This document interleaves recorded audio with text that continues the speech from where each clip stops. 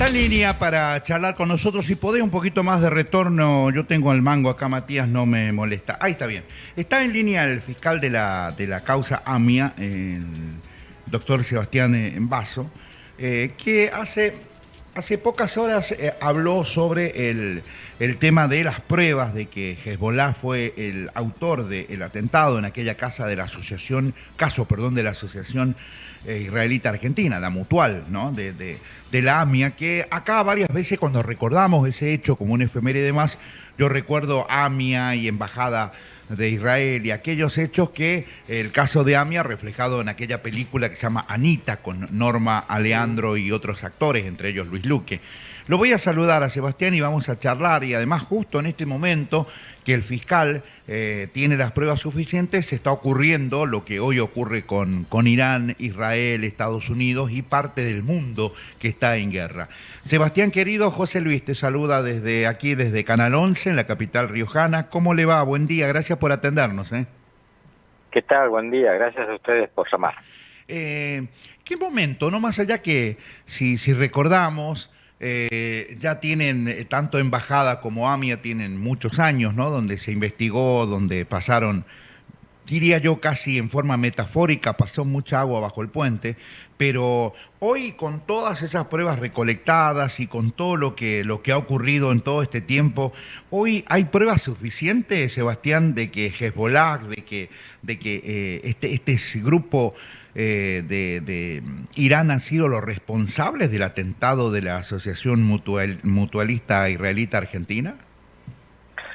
Sí, la realidad es que siempre hubo pruebas, con el tiempo se fueron acumulando cada vez más pruebas de que el atentado, primero que la voladura del edificio en la calle Pasteur donde funcionaba la AMIA, la DAIA y otras instituciones judías, siempre se mantuvo como un manto de dudas de no se sabía bien qué había pasado. En realidad siempre se supo qué pasó. Es decir, el atentado a la AMIA fue un atentado terrorista provocado por una persona que con una camioneta cargada de explosivos se introdujo en el edificio y se detonó en el momento y causó 85 muertos, más de 150 heridos, etcétera.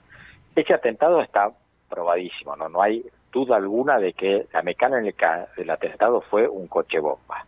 Hubo hasta juicios orales, 3 juicios orales que se hicieron por el caso AMIA, claro, donde se demostró esto. Lo que siempre se trató de ver es quién fue el responsable. Y acá la Fiscalía desde el año 2006 siempre se vino diciendo el responsable es Hezbollah e Irán. El tema es que como la ley no permitía avanzar porque las personas prófugas en Argentina no podían ser juzgadas, no se podía explicar a la sociedad cómo había sido. Recién el año pasado... A ver, perdón, Sebastián, sí, porque hablamos de Hezbollah, pero por ahí hay que explicarle a quienes no entienden la historia o que no entienden las etnias. Hezbollah es libanesa. Correcto. Pero en este caso fue lo que has descubierto en la investigación, doctor, es que el que financia esto fue Irán. Y te agrego otra consulta. Esto lo inició y lo empezó a trabajar y recolectó pruebas el fallecido fiscal Nisman, ¿no? Sí, e incluso antes. Es decir, desde el primer día los fiscales y los jueces de la causa empezaron a trabajar.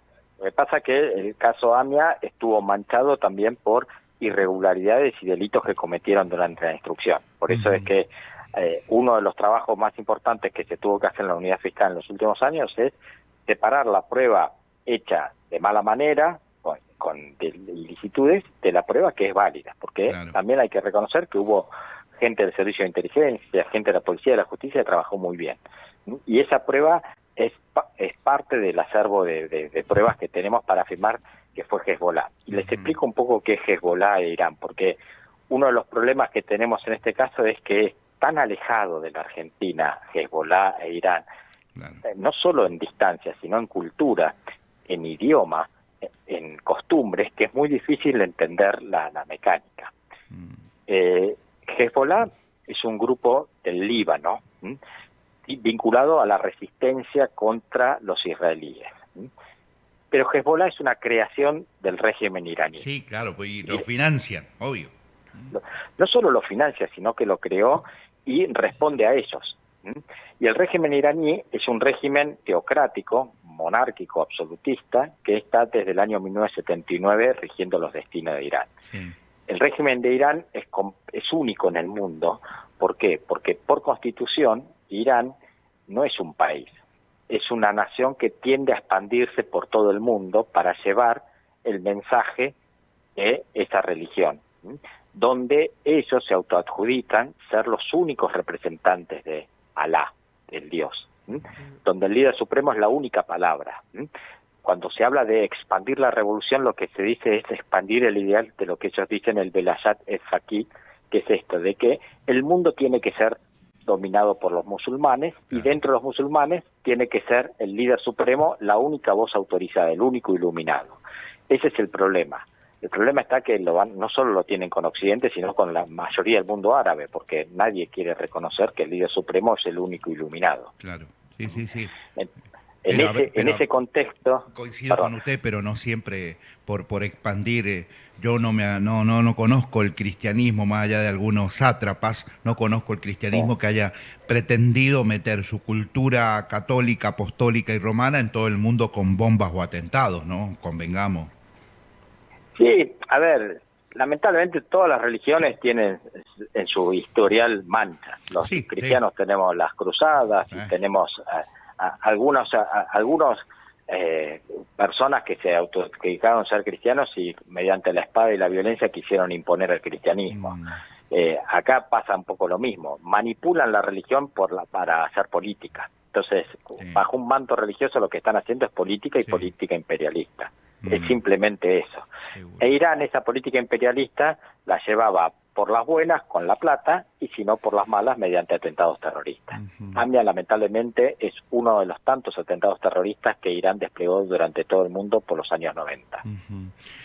Ahora pregunto, Sebastián, pasaron, a ver, la memoria, 94... Más de 30 años. 6 más 32. Pasaron 32 años. Más allá que el asesinado por este ataque de Estados Unidos, Khamenei, ahora asumió su hijo, creo, en el día de hoy, pero más allá de ello, todavía pasaron muchos años y yo me acuerdo que esto es muy similar a la causa de los militares, que muchos terminaron siendo juzgados, encarcelados cuando ya eran ancianos, eran muy seniles, si no le nombro Macera, Videla, entre otros. Acá va a pasar lo mismo. Hay este régimen actual, el del hijo que va a asumir, ¿tiene algo que ver con aquel Khamenei o sus antecesores que fueron? Porque, a ver, ¿qué quiero preguntar para ser claro? Que pasaron más de 30 años y hay mucha gente o que falleció o que ya está casi inimputable para un delito de estas características. Explíqueme un poquito esto, fiscal, por favor. Bueno, nosotros tenemos en este momento 11 imputados. Una de las características que tiene el régimen iraní es que al ser un régimen que son pocas personas las que gobiernan, siempre son los mismos. Uno de los acusados por el caso AMIA es Ahmad Bahidi. Bahidi es un militar muy experimentado iraní en la guerra de Irán-Irak, mucho antes que AMIA, que después creó dentro del ejército especializado que tiene Irán para defender al régimen, que son los Pasdarán, los guardias revolucionarios, un regimiento especial que se caracterizó por hacer todas las operaciones fuera de Irán, que se llama las Fuerzas Al-Quds. Bueno, las Fuerzas Al-Quds son las que capacitan a los grupos que no son iraníes, pero que responden al régimen, por ejemplo, Hezbollah. Bahidi es el responsable en el atentado de la embajada de embajada y de AMIA de capacitar a Hezbollah y de llevar toda la logística para que después Hezbollah haga el atentado en Argentina. Bahidi, eso fue en el año 1994. La semana pasada Bahidi tomó el mando de las fuerzas revolucionarias, de las guardias revolucionarias o los Pasdarán. O sea, es el principal jefe de ejército. Claro, está activo. Imputado está activo. Siguen, los que están vivos siguen activos. Esa es la característica que tienen esto. No es que se retiraron, siguen todos activos dentro del régimen. Rabani, que estuvo acá en Argentina y es el que llevó toda la información para que después el régimen decidiera hacer el atentado, una vez que fue expulsado de la Argentina volvió a Irán, pero sigue activo propagando las ideas del régimen a través de las redes y desde una universidad creada al efecto que se llama Ali Mustafa, donde mucha gente va a estudiar de toda Latinoamérica allá para después volver a Latinoamérica y expandir esas ideas. ¿Cómo sigue la causa fiscal? Y recién le preguntaba, y bueno, la respuesta fue de que más allá que pasaron los años, los mismos que estuvieron en el 94, hoy están cumpliendo una que otra función. ¿Cómo sigue después de esta prueba ya contundente? No entiendo, bueno, es lo mismo que pretender encontrarme pruebas a mí y le aseguro que mañana usted me manda una orden de detención y termino juzgado en un juicio por esta cuestión AMIA, DAIA o lo que pasó en el 92 y 94. Pero acá estamos hablando de fronteras afuera de la Argentina. ¿Cómo se maneja la política y la jurisprudencia internacional para este tipo de cuestiones, doctor? Bueno, una de las complejidades del caso AMIA es que la mayoría de las evidencias que pudimos obtener fueron fuera de las fronteras del país. Entonces, el costo más importante fue lograr que estados extranjeros cooperaran o nos dejaran trabajar para poder obtener esas pequeñas evidencias que, valoradas en su conjunto, nos pueden dar ese lienzo que es el atentado a la AMIA. Por ejemplo, una prueba que parece bastante relevante ahora es que el año pasado se contactan con la unidad fiscal disidentes iraníes. Disidentes iraníes que dicen, nosotros tenemos evidencia.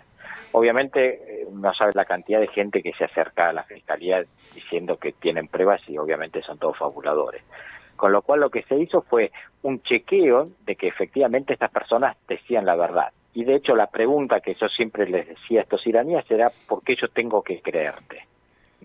Estos iraníes me dijeron, miren, nosotros somos los primeros que fuimos a la embajada argentina en París en julio del 94 a decir son el régimen de los ayatolás los que hicieron esto. Chequeé eso y efectivamente es así. Estas personas vienen diciendo lo mismo desde julio del 94 hasta la fecha. Y como son iraníes, fueron encarcelados aún en el régimen anterior al de los ayatolás, porque antes del régimen religioso, Irán estaba gobernado por una monarquía también bastante despótica, y estas personas habían sido detenidas con eso y torturados con ese régimen. Esas personas tienen muchos adeptos dentro de Irán y son los que nos traen la información dentro de las entrañas del régimen. Y bueno, eso nos van dando mucha información que nosotros fuimos cotejando con otras evidencias que tenemos en el caso. Seguro. Por ejemplo, de este Gehazi.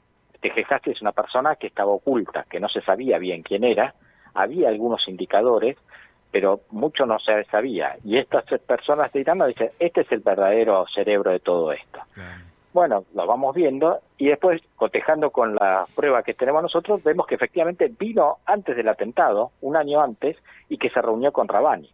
Y vino a la Argentina, y es uno de los escasísimos viajes que hizo Gehazi fuera de Irán. Claro. Con lo cual se fue cotejando todo lo que ellos dijeron a través de otras pruebas. Por eso es que la Fiscalía, la semana pasada, pidió al juez rápidamente, tenemos pruebas para ir a un juicio en ausencia para que la sociedad, y especialmente las víctimas, puedan ver cuáles son las pruebas que durante 30 años el Estado argentino recopiló como para mostrar que fue Hezbollah e Irán quienes fueron los responsables de estos atentados. Pero qué increíble la historia argentina, y ya para cerrar, doctor, ¿no? Qué increíble, porque yo recuerdo, en este caso tengo memoria, que allá en el gobierno de Cristina, bueno, ya después se termina, creo que en el 2013, firmando ya Néstor había muerto, Néstor muere en el 2010, aquel memorándum con Irán, que parecía que era como el indulto de Menem a los militares, acá no pasó nada, no hay 30.000 desaparecidos, y parecía en aquel momento, hablo del memorándum, este acuerdo de entendimiento con Irán, que todo quedaba en la nada, que las voladuras de la AMIA, que los muertos, que la DAIA, que la embajada, quedaba en el olvido. Por eso me alegra que la causa avance más allá de las dificultades que usted me plantea, ¿no? Sí, la idea de la Fiscalía es siempre mostrar la verdad y mostrar las evidencias que tenemos para decir, esta es la verdad. Acá están las pruebas, pueblo argentino, víctimas, miren lo que hemos recopilado y por qué en base a esto nosotros decimos esta verdad. Claro. Y serán los jueces los que definan si efectivamente eso es suficiente como para condenar y adjudicarle responsabilidad criminal a estas personas. De hecho, le pidió a Rafecas capturas, ¿no? Órdenes de detención. Sí, le pedí la captura de Gehazi porque las otras personas ya tienen captura librada. Perfecto. Si no le molesta, lo volvemos a consultar con el transcurrir de los días, querido Sebastián. Bueno, muchas gracias a ustedes por permitir a la Fiscalía explicar un poco este caso que es bastante doloroso y complejo para la sociedad argentina. Me alegro que haya avanzado